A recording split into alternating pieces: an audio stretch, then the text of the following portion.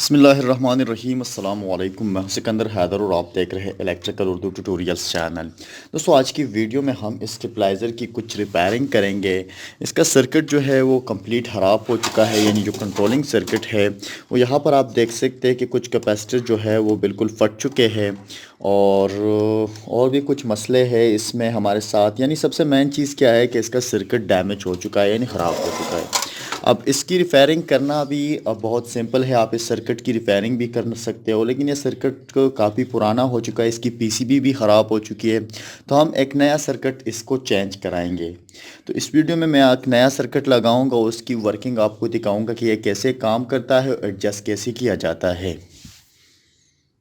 दोस्तों, अब हमने इससे पुराना सर्किट निकाल दिया है। आप देख सकते हैं इसमें काफ़ी कैपेसिटर जो है वो ख़राब हो चुके हैं और इस सर्किट में काफ़ी बार मुरम्मत हो चुकी है। आप देख सकते हैं पीछे भी कई बार इसमें मुरम्मत हो चुकी है। तो इस वजह से हम इस सर्किट को दोबारा इस्तेमाल में नहीं लाएंगे, बल्कि हम एक नया सर्किट इस्तेमाल करेंगे जो तकरीबन 120 रुपए का मिलता है और उसमें आप 4 रीली लगाएंगे। एक एक रीली 30 रुपए की और एक 50 की मिलती है। तो ये हमारे साथ एक सादा टाइप सर्किट था विदाउट आईसी, और ये हमारे साथ एक आईसी टाइप सर्किट था। तो अब इसमें हमारे साथ जो रिलीज़ होती है उसमें 3 रिलीज़ आउट में इस्तेमाल होती है, एक हमारे साथ इन में इस्तेमाल होती है, यानी वो हमारी प्राइमरी को चेंज कराती है। अब जो इन में इस्तेमाल होती है इसके लिए हम एक विदाउट आईसी सर्किट में एक स्टेप डाउन अलग सा ट्रांसफार्मर इस्तेमाल करते हैं, और हमारे साथ जो 3 रिलीज़ होती है उसका सर्किट जो होता है उस ट्रांसफार्मर के बार आउट से ऑपरेट होता है। लेकिन आईसी टाइप सर्किट में हमारे साथ छोटे ट्रांसफार्मर की ज़रूरत नहीं है और हम सिर्फ़ और सिर्फ ट्रांसफार्मर के बार आउट से काम चलाएंगे। यहाँ पर हमने सारे रिलीज़ लगा दी है, इसकी कनेक्शन बाद में समझेंगे, लेकिन पहले इसकी एडजस्टमेंट कर दे, क्योंकि हमारे साथ लोड शेडिंग का मसला है, हो सकता है बिजली चली जाए। तो यहाँ पर अगर हम अपने वेरिएबल वोल्टेज रेगुलेटर को ऑन करते हैं और सप्लाई प्रोवाइड करते हैं तो हमारे साथ वोल्ट दिखाई दे रहा है। हम यहाँ पर 30 वोल्ट दे रहा है, वहाँ पर वोल्ट ज़्यादा हो रहा है। इसी तरह हमारे साथ तकरीबन जब हम अपने वोल्टेज 150 तक ले जाते तो तकरीबन 310 निकाल रहे। इसका मतलब है कि इसकी एडजस्टमेंट ख़राब है। अब हम क्या करेंगे कि सबसे पहले जो चीज़ होगी वो ये होगी कि हम इसकी एडजस्टमेंट कैसे करेंगे। हमारे साथ आउट में रिलीज़ लगी हुई है, एक इन में लगा हुआ है, तो हम इस इन को भी एडजस्ट करेंगे, उस आउट रिलीज़ को भी एडजस्ट करेंगे। ये हमारे साथ 100 वोल्ट से काम करता है, तो हम यहाँ पर 100 वोल्ट प्रोवाइड कर लेते हैं। आप देख सकते हैं कि हमने 100 वोल्ट प्रोवाइड कर दिए, तो हमारे साथ ये तकरीबन 220 निकाल रहा है। तो हम इसको ऐसे एडजस्ट करेंगे कि हमारे साथ 200 से लेकर 230 235 तक हमारे साथ वोल्टेज थे, 100 से लेकर 220 तक वोल्टेज आए, हमारे साथ आउटपुट यही हो। तो हम इसको थोड़ा एक्स्ट्रा करेंगे, यहाँ पर 240 तक पहुँच या 236 तक पहुँच गए, तो फिर हम इस पहली वाली रीली को ऑपरेट करेंगे। हमारे साथ पहली वाली रीली है, जो हमारे साथ लास्ट रीली है ना, इसको ऑपरेट करते। इस वेरिएबल को थोड़ा घुमाएंगे तो हमारे साथ वोल्ट दोबारा से कम हो जाएंगे। दोबारा से हम थोड़ा वोल्ट एक्स्ट्रा करेंगे वेरिएबल में, आप देख सकते हैं। और जहाँ पर हम यहाँ तक पहुँच गए तो हम दोबारा से एक रिली को ऑपरेट कर देंगे, जो हमारे साथ दूसरी वाली रिली है।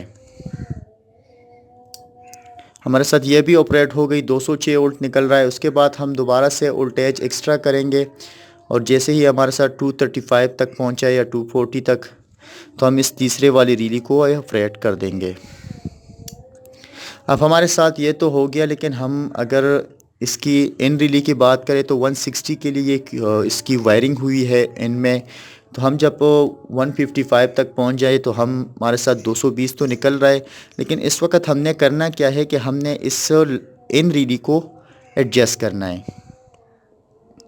जैसे ही मैं इसको एडजस्ट करता हूँ हमारी एडजस्टमेंट ख़त्म हो जाएगी। अब मैंने इसको भी एडजस्ट कर दिया है 155 पर। अब मुझे और एडजस्टमेंट की ज़रूरत नहीं है, मैं उल्ट एक्स्ट्रा करूँगा और ये बिल्कुल ठीक काम करेगा। ठीक है, आप देख सकते हैं कि 220 पर 220 ही निकाल रहा है, 231 आ रहा है, वहाँ पर 230 या 230 तक ही आ रहा है, 228 तक आ रहा है। तो हमारे साथ ये कम्प्लीटली एडजस्ट हो चुका है। दोबारा से मैं आपको टेस्ट करके दिखा देता हूँ।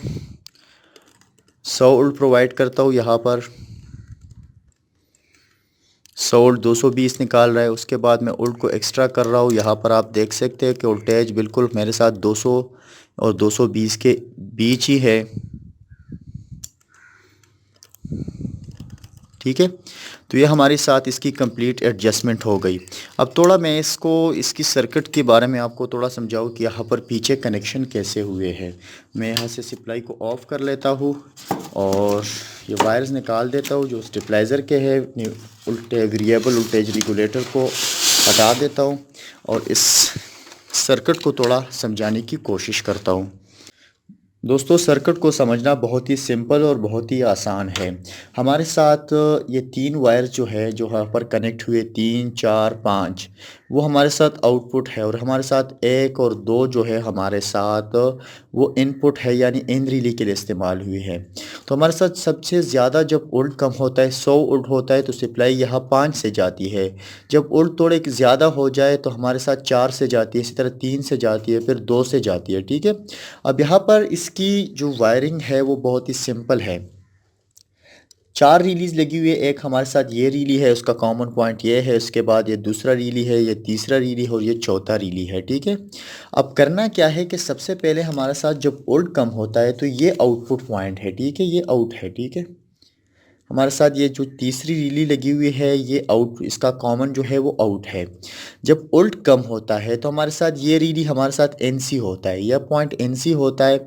तो एनसी के थ्रू ये बिजली आती है यहाँ पर। अब जब यहाँ पर आ जाती है तो ये पॉइंट इसके साथ एनसी है, नॉर्मली क्लोज है। ये दोनों रिलीज ऑफ है तो ये सप्लाई आ जाती है इस रीली में, और ये जब यहाँ तक पहुँचती है तो ये रीली भी हमारे साथ ऑफ होती है, तो ये हमारे साथ ऐसे आ जाती है और ये आउटपुट बाहर निकल जाती है। अब जब थोड़ी वोल्टेज कंप्लीट हो जाए तो ये वायर यहाँ से हट जाता है और हमारे साथ ये रीली ऑपरेट हो जाती है। तो इस पॉइंट और इस पॉइंट के बीच हमारे साथ बिजली बन जाती है।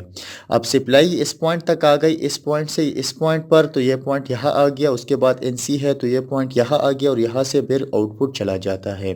अब अगर थोड़ा और भी कंप्लीट हो जाए तो हमारे साथ ये जो रीली है, जो यहाँ पर एनसी पॉइंट उनने बनाया है, वो हमारे साथ एनओ पॉइंट बना लेता है और ये इसके साथ आ जाता है, इससे कट जाता है। ठीक है, अब ये सप्लाई यहाँ तक आ गई।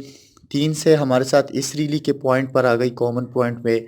ये कॉमन पॉइंट यहाँ जाता है और इसके बाद ये सप्लाई यहाँ तक आ गई, तो इसके थ्रू हमारे साथ आउटपुट 3 वाले पॉइंट से चली जाती है। अब थोड़े उल्ट और भी कंप्लीट हो जाए तो हमारे साथ क्या होता है कि जब ये रीली ऑपरेट होती है तो हमारे साथ इस पॉइंट से सप्लाई जाती है। ठीक है, ये पॉइंट हमारे साथ, ये दोनों हमने कॉमन कर दिया है क्योंकि ये हमारे साथ टी टाइप रीली है। तो यहाँ से ये जो सप्लाई यहाँ तक पहुँच गई 1 में, तो हमारे साथ ये कॉमन हो जाता है और यहाँ से आउटपुट चला जाता है। अब जब थोड़ी और भी सप्लाई कंप्लीट हो जाए, 155 वोल्ट तक चली जाए, तो हमारे साथ ये जो प्राइमरी है, ये प्राइमरी का वायर आया है। ठीक है, सप्लाई तो ये हमारे साथ पहले इस वायर में चल रहा था। ठीक है, अब उसके बाद जब थोड़ी सी सप्लाई कंप्लीट हो जाए तो ये डायरेक्टली इस वायर में चला आ जाता है।